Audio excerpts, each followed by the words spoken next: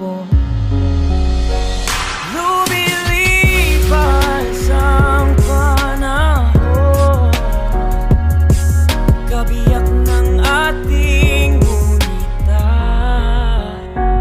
Ang mga puno't halaman, bakit kailangan lumisan? Panapanahon ang pagkakataon, may babalik pa ang kahapon. Ngayon ikaw ay nabalik,